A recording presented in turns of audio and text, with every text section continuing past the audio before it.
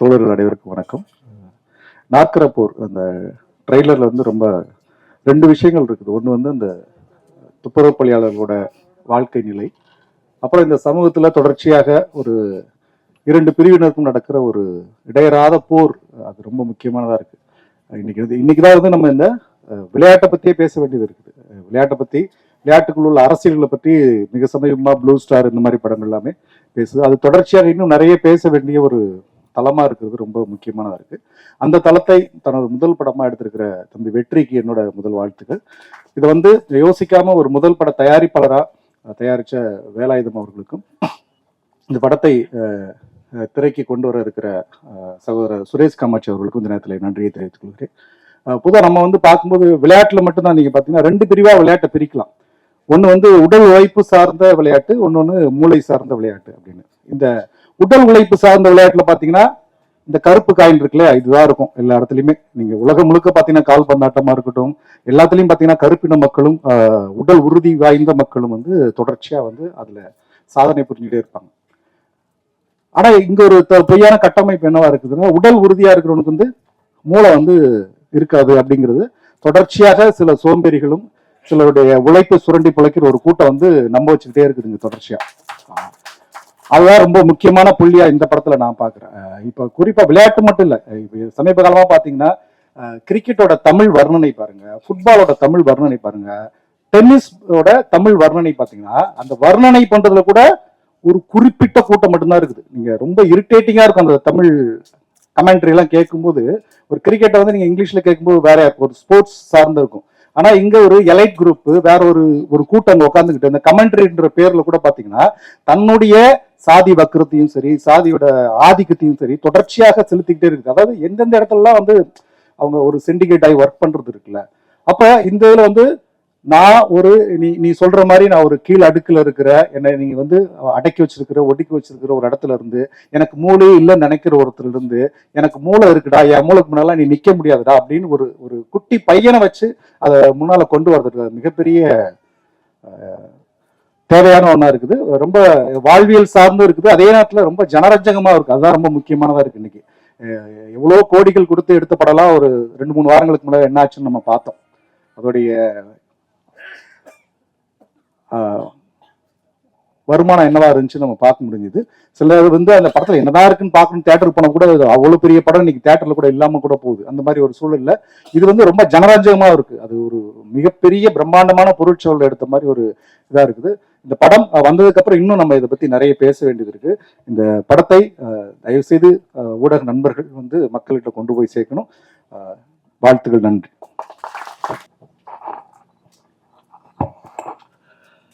நம் தாய் தமிழுக்கு வணக்கம்.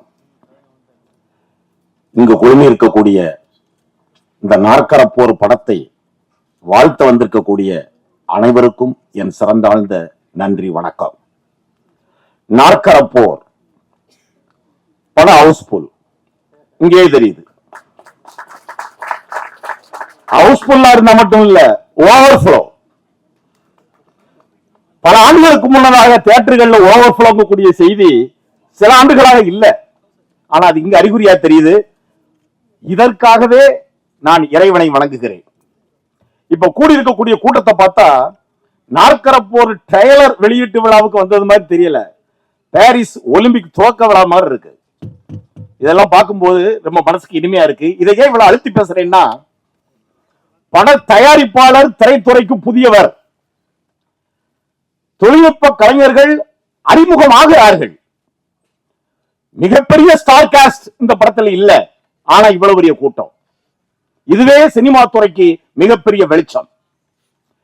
அப்புறமா இந்த படத்தை உருவாக்கும் போது படத்தில் வேண்டுமானால் நாற்கரப்போர் என்கின்ற ஒரு போராட்டம் தலைப்பில் இருந்திருக்கலாம், திரைக்கதையில் இருந்திருக்கலாம்.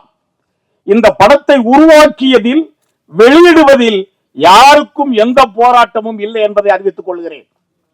ஏன்னா தயாரிப்பாளர் எஸ் வேலாயத்தை பற்றி தெரியும். படம் பூஜை போட்ட நாளிலிருந்து பொருளாதார ரீதியாக இந்த படத்தை போராட்ட முறையில் உருவாக்க அவர் விடவே இல்லை.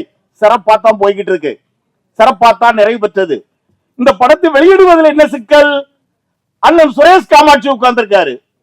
அவர் முழு அண்டர்டேக் பண்ணிக்கிட்டாரு. அண்ணன் சுரேஷ் காமாட்சி அவர்கள் இந்த படத்தை அண்டர்டேக் பண்ணி முழுமையா கவனம் செலுத்துறாரு. ஆக படம் உருவாக்கியதிலோ படம் வெளியிட போவதிலோ எந்த போராட்டமும் இல்லை. ஆனால் படத்திற்குள் இருப்பதுதான் cold war between black and white. நிறைய அர்த்தத்தை உள்ள வச்சிருக்காங்க. இந்த படத்தை நான் முதல்ல டைரக்டர் ஸ்ரீ வெற்றியை கூப்பிட்டு கேட்டேன், அன்பு தம்பி இங்க வாங்க, அது என்ன டைட்டில்? நாற்கர போர். இதெல்லாம் சாதாரணமா ஒருத்தர் தன் சிந்தையில் எழுந்து நாற்கர போர் என்று ஒரு சினிமாவுக்கெல்லாம் டைட்டில் சாதாரண வச்சிட முடியாது. ஏன்னா அந்த வார்த்தைங்கிறது மிக உச்சகரமான வார்த்தை. நீங்க என்ன மேத்தமெட்டிக்ஸ் ஸ்டூடெண்டான்னு கேட்டேன். அவர் சிம்பிளா சொன்னாரு, நான் இன்ஜினியர்னாரு. அப்ப இன்ஜினியர்னா கண்டிப்பா மேத்தமெட்டிக்ஸ் பேஸ். அந்த நாற்கரம் என்கின்ற வார்த்தை மேத்தமெட்டிக்ஸ்ல இருந்து எடுத்து அதை இவர் வச்சிருக்கக்கூடிய கதை கருவுக்குள்ள இணைச்சாருல்ல, அங்கேயே இந்த கிரியேட்டிவிட்டி நிக்குது. என்ன இது வரைக்கும் உங்ககிட்ட பேசுறவங்க எல்லாம் இந்த படத்துல கலந்துகிட்டவங்க. நான் யார் இந்த படத்தை பத்தி உங்ககிட்ட பேசுறதுக்கு? அதுக்கு காரணம் இருக்கு. நான் அமுதகாலத்தை ரொம்ப சிறப்பா பண்ணி அமுதகாலம் மாதவன்கிறது வேற. எனக்கு முந்தைய ஸ்டோரி உண்டு. நானும் 10 படங்கள் பண்ண டைரக்டர். 10 படத்தை ரிலீஸ் பண்ணியிருக்கேன். அது ரொம்ப முக்கியம். சேச்சனா தோத்தனாங்க அது வேற. 10 படத்தை ரிலீஸ் பண்ணியிருக்கேன். ரிலீஸ் என்பது ஒவ்வொரு காலகட்டத்திலும் சினிமாவில் போராட்டம் தான். அது இந்த படத்திற்கு மிகப்பெரிய யோகமாக அண்ணன் சுரேஷ் காமாட்சி வடிவில் வந்திருக்கிறது. அப்போ அன்பு சகோதரர், எனது இனிய நண்பர், தயாரிப்பாளர் எஸ் வேலாயத்தை கூப்பிட்டேன். ஐயா, உங்களை பார்த்தா எனக்கு அவர் பல ஆண்டுகளாக தெரியும், என் சகோதரர், வேற என்ன. ஆமா, நீங்க ஒரு அமைதியான ஆளாச்ச. பொதுவா ஒரு கூட்டத்தில் இன்னைக்கு இந்த கூட்டத்தில் என்ன பேச போறாருன்னு எனக்கே தெரியல. கூட்டத்தை கண்டாலே கிடுகிடுன்னு ஆடுவாரு. நான் பல மேடைகள் பேசும்போது என் கூட வருவாரு, பாப்பாரு. ஆனா அந்த மேடைகள் அவரை ஏத்துவேன், அவர் இதெல்லாம் எனக்கு எதுக்கு தலையை தெரிஞ்சிடுவாரு. இப்படிப்பட்ட ஒரு மனிதருக்குள் எவ்வளவு அழுத்தம் இருக்கிறது என்றால், இவர் எவ்வளவு பெரிய அழுத்தக்காரராக இருந்தால் இந்த கதையை தேர்ந்தெடுத்திருப்பாரு. ஒருவர், ஒரு இயக்குனர் கதை சொல்கிறார். அப்போ இயக்குனர் கிரியேட்டிவ், அவன் இதுக்குனே வந்தவங்க, இதுல ஆச்சரியப்படுறதுக்கு ஒண்ணு இல்ல. அதை ஒரு புது தயாரிப்பாளர் காதுல வாங்கி இந்த கதையை எடுக்கணும்னு ஆசைப்பட்டிருக்கார். அதுக்காகவே இந்த டீமுக்கு ஒரு பெரிய சப்போர்ட் கொடுங்க. அப்புறம் நிறைய பேர் பேச வேண்டியிருக்கு. நான் விட்டா படத்தோடைய விஷயத்தை சொல்லிக்கிட்டே இருப்பேன். காரணம், இந்த படத்தை நான் 2 முறை பார்த்துட்டேன். 2 முறை பார்த்ததுனால இந்த படத்தை பத்தி இன்னும் அவுட் சொல்லக்கூடிய அருகதை எனக்கு உண்டு. நான் ஒரு பாமரமான ஆடியன்ஸா இருந்து சொல்றேன். இந்த படம் சமீபத்தில் தமிழ் திரையில் குவாலிட்டி பிலிம் என்று சமீபத்தில் நாம் எங்கும் பார்க்கவில்லை. நான் யாரையும் தாக்கி பேசல. பிரம்மாண்டமான படம் பார்க்கிறோம், செலவு பண்ற படம் பார்க்கிறோம். ஆனால் குவாலிட்டி பிலிம் என்கின்ற அப்படி ஒரு வார்த்தையோடு சமீபத்தில் நாம் சினிமாவில் சந்திக்கவில்லை. ஆனால் அதை உடைத்தெறிவதற்காக நாற்கர போர் வந்திருக்கிறது. இந்த நான் 2வது முறை படம் பார்த்துட்டு நல்லா சுத்தி நிற்கும் போது அண்ணன் சுரேஷ் காமாட்சி சுத்தி இருக்கவங்க கிட்ட பேசுற ஒரு வார்த்தையை நான் கீனா வாட்ச் பண்ணேன். அவர் சொன்னாரு, படம் எடுக்கிறோம், வியாபாரம் தான், துட்டம் போடுறோம், செலவழிக்கிறோம், வருமானம் வரத்தான் செய்யணும்.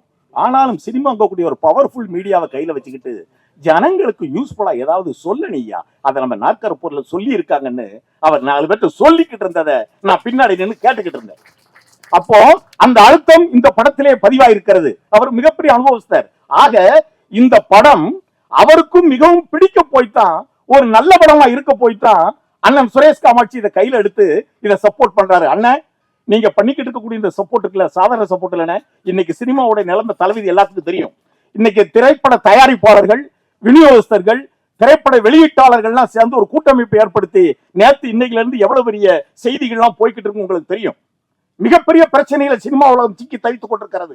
ஆனால் இந்த சூழ்நிலையில் ஒரு புது கூட்டமைப்புக்கு புது தயாரிப்பாளர், புது இயக்குனர், இந்த டீமை கையில வச்சுக்கிட்டு ஒரு மிகப்பெரிய தயாரிப்பாளர், இயக்குனர், கிரியேட்டர் உள்ள வந்து இந்த சினிமாவுக்கு ஹெல்ப் பண்ணிக்கிட்டு இருக்காருன்னா, இது இந்த சினிமாவுக்கு மட்டும் நீங்க பண்ற ஹெல்ப் இல்ல, சினிமா துறைக்கே நீங்க பண்ற ஹெல்ப். இன்னைக்கு சினிமாவில் இருக்கக்கூடிய ஒவ்வொருத்தருக்கும், அதாவது மிகப்பெரிய முதலீட்டாளர்கள் 1000 தேட்டர் 2000 தேட்டர் படத்தை ரிலீஸ் பண்றாங்க, பண்ணிக்கோங்க, பாராட்டுறோம், அது வேற விஷயம், வருமானத்தை ஈட்டிக்கோங்க.